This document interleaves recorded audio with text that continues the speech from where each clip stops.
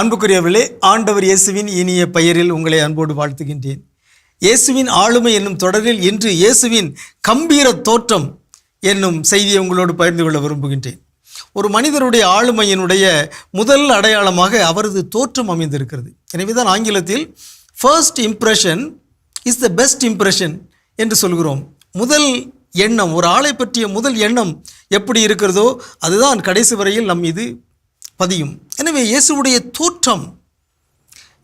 தோற்றத்தை பற்றி நற்செய்தி நூல்கள் வெளிப்படையாக பேசவில்லை, ஆனால் மறைமுகமாக பல செய்திகளை சொல்கின்றன.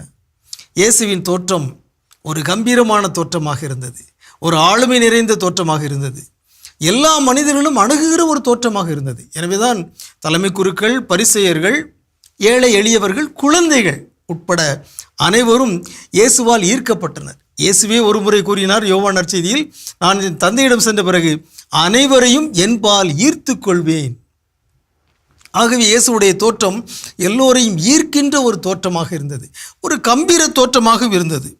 அதை பற்றி ஒரு செய்தியை யோவான் 18:6 நாம் வாசிக்கின்றோம்.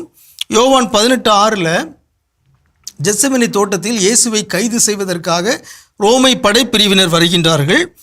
அவர்களிடம் இயேசு கேட்கிறார், யாரை தேடுகிறீர்கள்? நாம் வாசிக்கிறோம், அவர்கள் மறுமொழியாக நாசரேத்து இயேசுவை தேடுகிறோம் என்றார்கள். இயேசு நான் தான் என்றார்.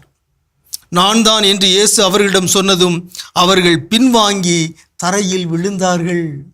அருமையான ஒரு செய்தி.